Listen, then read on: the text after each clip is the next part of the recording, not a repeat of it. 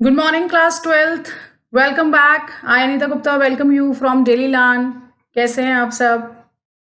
So let's begin our today's class 12th. हम लोग अपना चैप्टर नंबर 2 स्टार्ट कर चुके थे और नहीं चैप्टर नंबर 3 एक्चुअली। और उसमें हमने बिजनेस एनवायरनमेंट का चैप्टर था हमारा, उसमें हमने थोड़ा सा एक इंट्रोडक्टरी कंसेप्ट क्लियर किया था और हम लोग आगे बढ़ रहे थे उसी लेवल पे। तो बिजनेस एनवायरनमेंट ये हमारा चैप्टर था, इससे रिलेटेड अब हम आगे की क्लास स्टार्ट करेंगे। तो आज का हमारा टॉपिक जो रहेगा क्लास 12th वो रहेगा dimension of business environment, right. Dimensions of business environment.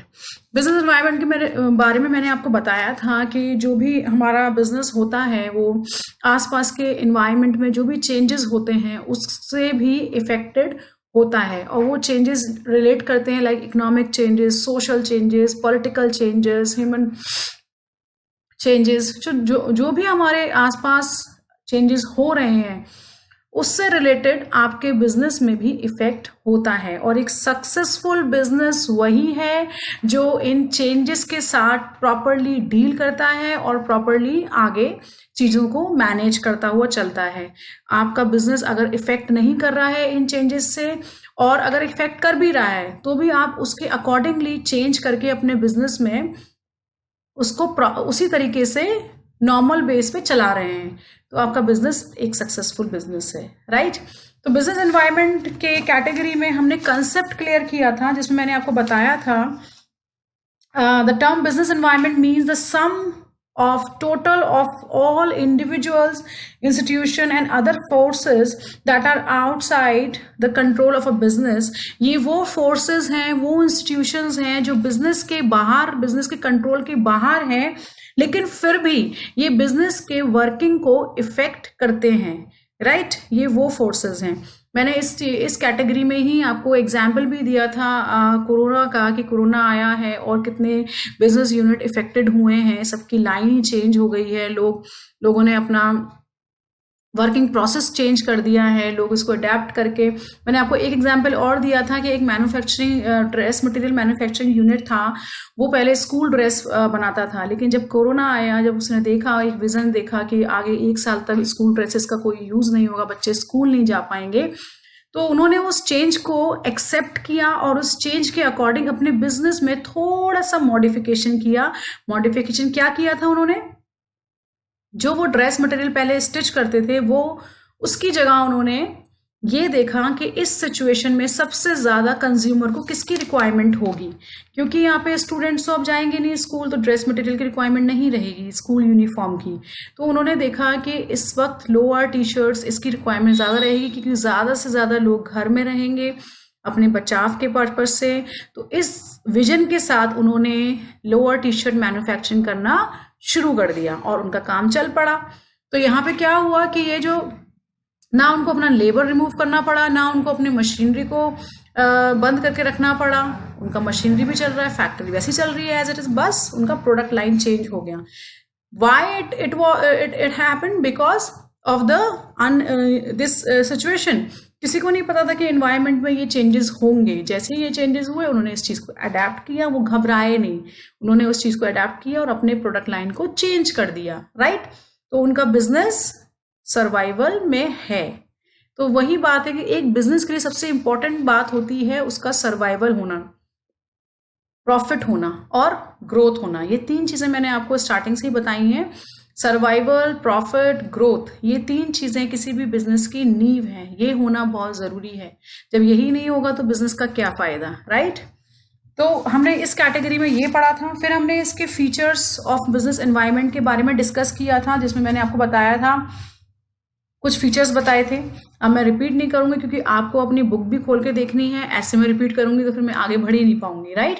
मैं आपको बस कंटेंट बता दे रही हूँ कि हमने ये डिस्कशन कर लिया है। हमने कंसेप्ट क्लियर कर लिया है, हमने नेचर और फीचर कंसेप्ट क्लियर लिया है, फिर हमने इंपॉर्टेंस और बेनिफिट भी क्लियर किए थे बिजनेस एनवायरनमेंट के, राइट। ये हमारा टॉपिक अब तक हो चुका है। तो आज हम जो स्टार्ट करेंगे वो स्टार्ट करेंगे dimensions of business environment, right. See the board here, class 12th.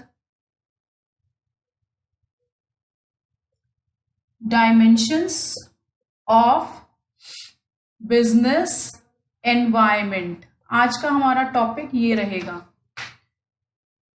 Chapter 3 में। ये आपका चैप्टर नंबर 3 चल रहा है। पहला चैप्टर आपका मैनेजमेंट का था, दूसरा चैप्टर आपका प्रिंसिपल ऑफ मैनेजमेंट था, तीसरा आपका बिजनेस एनवायरमेंट है।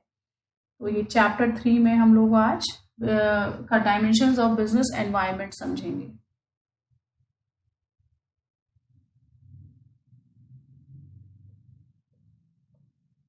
Okay, just a second. हाँ, अब देखिए डायमेंशन ऑफ बिजनेस एनवायरनमेंट में आपके इकोनॉमिक एनवायरनमेंट आता है, पॉलिटिकल एनवायरनमेंट आता है, आपका सोशल एनवायरनमेंट आता है, टेक्नोलॉजिकल एनवायरनमेंट आता है, लीगल एनवायरनमेंट। तो पहले मैं इनके नाम लिखूंगी, फिर वन बाय वन हम इसके बारे में डिस्कस करेंगे। ठीक है, डायमेंशन ऑफ बिजनेस एनवायरनमेंट में फर्स्ट आपका आ जाता है इकोनॉमिक एनवायरनमेंट। इकोनॉमिक एनवायरनमेंट क्या होता है? सेकेंड आपका आ जाता है सोशल एनवायरनमेंट, राइट। सेकेंड के बाद थर्ड आपका आता है टेक्नोलॉजिकल,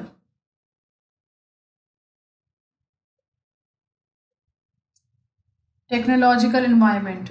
फोर्थ आपका आ जाता है पॉलिटिकल एनवायरनमेंट।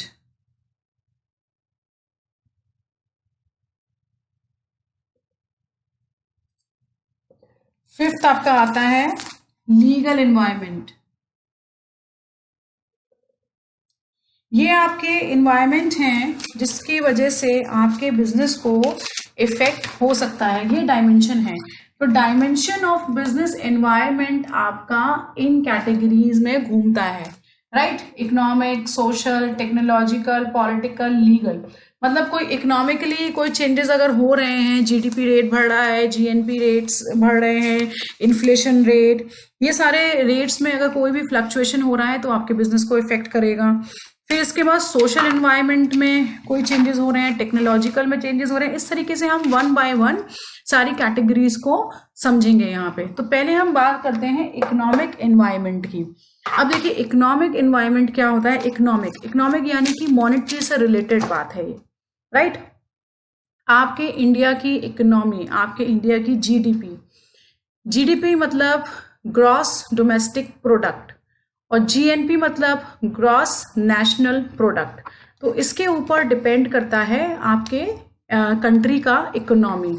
इकोनॉमी डिपेंड करता है, यहाँ पे दो चीजें हैं, GDP means gross domestic product. ये वो फिनिश प्रोडक्ट है जो आपकी उसकी वैल्यू है। और यहाँ पे जीएनपी आ जाता है आपका ग्रॉस डोमेस्टिक प्रोडक्ट में प्लस नेट फैक्टर इनकम, ये आ जाता है आपका जीएनपी फ्रॉम एब्रॉड। मतलब विद इन अ कंट्री का जो ग्रॉस डोमेस्टिक प्रोडक्ट है वो जीडीपी कहलाएगा, और जीएनपी ग्रॉस नेशनल प्रोडक्ट जो जीडीपी के साथ प्लस हो जाता है नेट फैक्टर इनकम जो एब्रॉड से आपको मिलती है, right. Net factor income from abroad, other country से, राइट। तो जब ये आपको इंक्लूड हो जाएगी जीडीपी में तो ये आपका जीएनपी कहलाएगा, यानी कि ग्रॉस नेशनल प्रोडक्ट। क्लियर है ये बात। तो इकोनॉमी का जो हम पता करते हैं, इकोनॉमिक डायमेंशन, ये क्या होते हैं देखिए। Business environment consist of factor that influences many enterprises at the same time. These are called dimensions of business environment. Business environment में जो भी चेंजेस होते हैं बहुत सारे फैक्टर्स को एक साथ इफेक्ट करता है, जैसे कि इकोनॉमिक फैक्टर हो गया, सोशल फैक्टर हो गया, टेक्नोलॉजिकल फैक्टर हो गया। तो इन सारे फैक्टर्स को मिला के हम बोलते हैं डायमेंशन। इसीलिए मैंने यहाँ पे ये डायमेंशंस ऑफ बिजनेस में ये 5 पॉइंट लिख दिए हैं। ये अलग अलग डायमेंशंस हैं, लाइक सोशल डायमेंशन अलग है, इकोनॉमिक डायमेंशन अलग है, टेक्नोलॉजिकल डायमेंशन अलग है। तो ये चारों तरफ से हर एक पॉइंट को इफेक्ट करता है आपका कोई भी चेंज, राइट। तो इसी को हम बिजनेस एनवायरनमेंट बोलेंगे। These factors categorize as social, political, legal, technological, which are considered relevant decision making, improving the performance of an enterprise. अब हम बात करते हैं इकोनॉमिक एनवायरनमेंट की। Economic environment consists of the factor and forces concerning with means of production and distribution of wealth. It comprises of interest rate, rate of inflation, value of GDP, per capita income, tax rate, disposal income.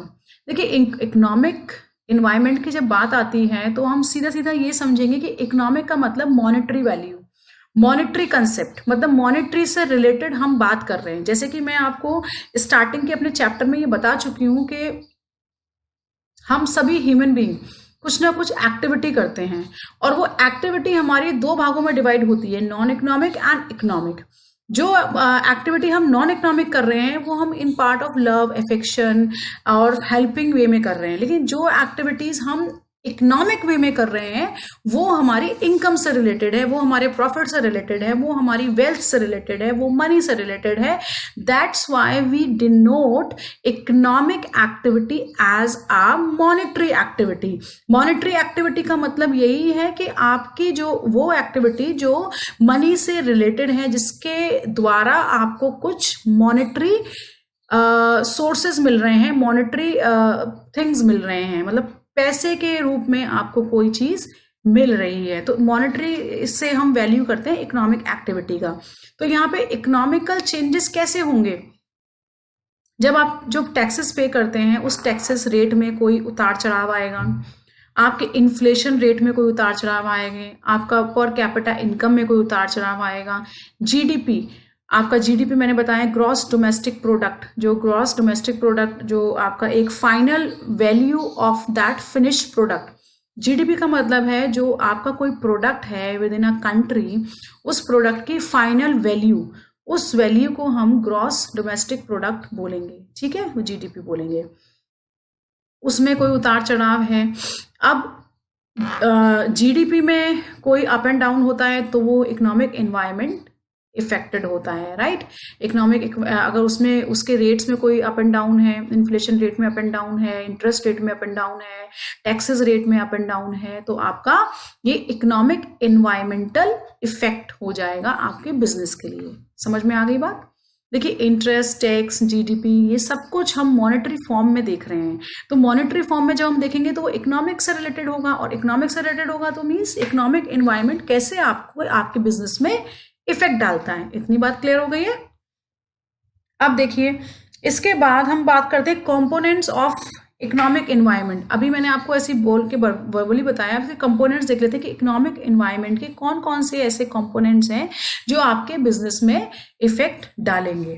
पहला है rate growth of GNP. GNP मतलब मैंने आपको बताया gross national product, GDP plus net factor income from abroad, जो भी abroad से कुछ फैक्टर इनकम हुई है उसमें, plus GDP gross domestic product with in a countries, country के अंदर जो भी ग्रॉस डोमेस्टिक प्रोडक्ट जो भी वैल्यू है, प्लस एब्रॉड का जो भी नेट फैक्टर वैल्यू है, उसको मिला के ये ग्रॉस नेशनल प्रोडक्ट बन जाता है GNP, right.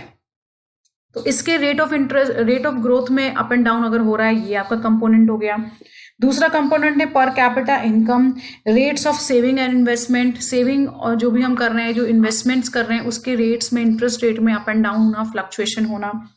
Balance of payment, payments means assets and liabilities, इन दोनों के बीच में कितना बैलेंस है, किस तरीके से बैलेंस है, वो एक आपका कंपोनेंट हो गया। Plus value of exports and imports, अब ये देखना होता है कि आपकी कंट्री से बाहर कितना एक्सपोर्ट हो रहा है या बाहर से कितना इंपोर्ट हो रहा है। अगर इसके बीच में बैलेंस नहीं है तो आपका फ्लक्चुएशन हो रहा है, तब ये आपका इकोनॉमिक एनवायरनमेंट से रिलेट करेगा, राइट। तो ये आपके कुछ कंपोनेंट्स हैं इकोनॉमिक एनवायरनमेंट के।